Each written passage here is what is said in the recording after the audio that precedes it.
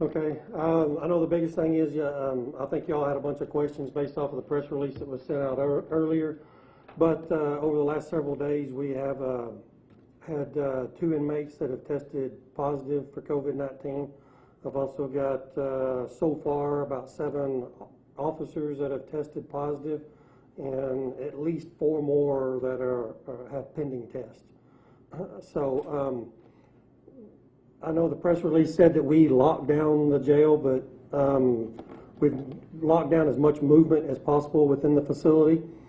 We're still going to be doing rec for the inmates.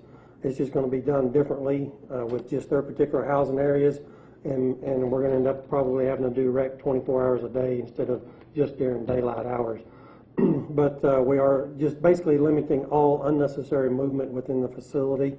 And of course, for months, we've been taking extra precautions, cleaning cells several times a day, and also anytime an inmate was out of their cell, they were wearing a mask. Officers wear a mask anytime they deal with anyone. So, but unfortunately, we've got it in there now, the COVID. Everyone has done a really good job to keep it out as long as we did. We've been preparing for the day that we did get it. And so we're there now, and so I have been in contact with the County Emergency Management, A.D. Bush, and also with Annette Lerma with the Health Department. We have a request into the state of Texas to get a jail testing team to come in and test all inmates and all officers, all the corrections officers within the facility. So we're trying to take as many proactive approaches as possible to keep the exposure down. So, yeah.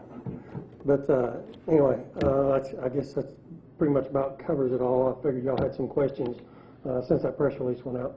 How many people total are you looking at being tested between inmates and officers and so forth? Approximately 150 employees, and as of 15 minutes ago, 765 inmates. Has there been any other inmates transferred from Taylor County anywhere else since y'all found this out? No, we have not. I know TDCJ talked about sometime in July opening up, and I think I just got an email from Jamie Birch about that, and we have not sent any. As of a week ago, I had 156 inmates that are paper ready to go to TDCJ. They have not sent a request for them yet. I've got another 50-something that we still need their paperwork to be able to send them to TDC. So I've got a little over 200 approximately that will be ready to go as soon as TDCJ opens up. But I think we're going to end up having to do this testing beforehand. So those 200 inmates will stay here until the TDCJ says that they can be transferred? Yes. Okay. Mm-hmm. How much is this going to cost the county? For those prisoners? Well, I'm sorry, just for the testing of everybody. My understanding is not going to cost anything because it's done through the Texas Department of Emergency Management, and it's them coming in and actually doing the testing. Their jail management team. And when do you expect this testing to begin? I don't know. We sent them information that they were requesting yesterday morning, and we have not heard back. They're still processing all the paperwork, and we don't have a timeline yet on when they're going to get here. Will it be done at the jail, the testing? Yes. So I guess everything will be done out there? Yeah, everything will be done at the jail. Oh, do you know how this began? Do I know how it began? No. And is there anybody on ventilators right now? Anybody on ventilators? Not that I'm aware of at the moment, no. Do you have, do you have a special place for people who have already tested, that they're segregated from the general population, or how does Yeah, for months what we've been doing is anytime someone comes in the facility, their temperature was taken before they entered and they were given a mask. If that person was housed in the facility, they were housed in a quarantine area until their symptoms went away. We also did the rapid test on them to see if they tested positive or negative for the virus. And then so once all their symptoms went away, they were monitored by the medical staff, then they would be placed in the general population. So, and everyone that had been in the areas that the inmates have tested positive, they are being quarantined from everyone else in the facility. Of the 4 tests that are still pending, are those tests from officers Yes. and inmates, or a combination? Those are officers. Just officers. Mm-hmm. Do you have any administrative staff who may or may not have been exposed to? The front office administrative, none of them, as of right now, no. Okay. It's all corrections officers in the back. So it's all pretty much contained at the jail for that, as far as I know right now? Yes. Okay. Yes. No one here at the sheriff's office downtown, no one here has it. Should people who are being arrested be worried about going into an environment that could potentially be hazardous for their life? No. There's no reason to panic over this. Okay, we're taking precautions necessary to limit any other exposures. Okay, so anyone that is being housed in the facility are still going to go through the same processes. We're still going to test them, and if when they get housed, they're going to be housed in an area, and everyone's going to be watched. So, but those that are our housing area and our booking area are 2 separate areas. So if they're able to bond out and stuff, they're not going to come into contact with anyone else. But we are still taking people that commit crimes. We're still going to bring them into jail. We're not locking down the facility, not taking anybody. We're in jail if they need to be put in jail.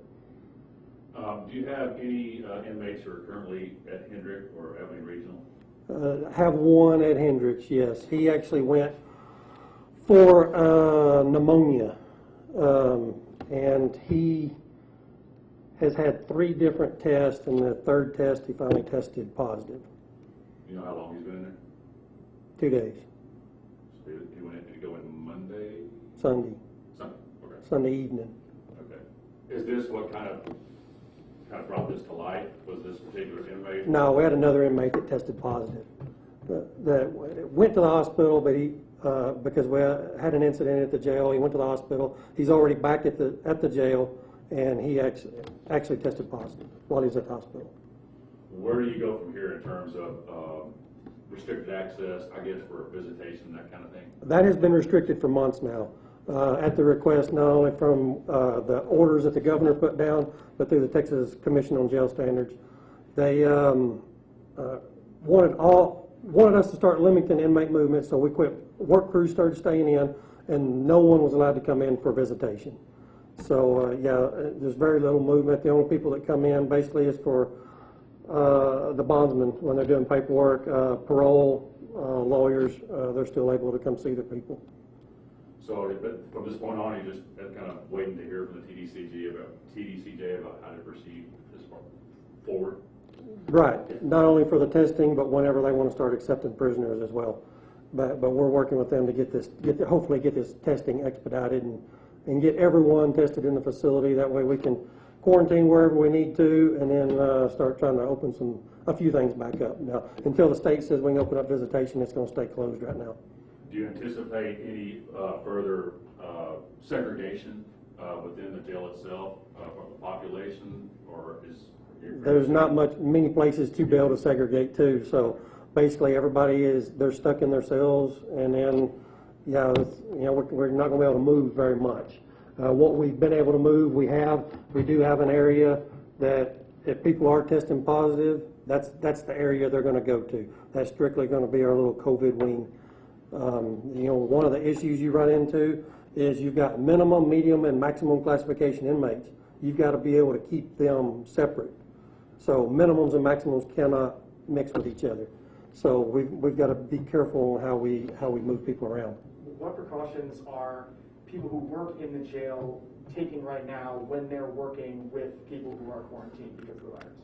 If they are positive, they've got gowns, they've got masks, they've got face shields, they've got gloves.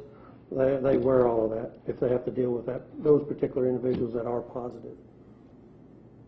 So, like I said, for a month or 2 now, they've been wearing masks all the time while they've been in the facility. So we've clean regularly. So we've been trying to do everything we can.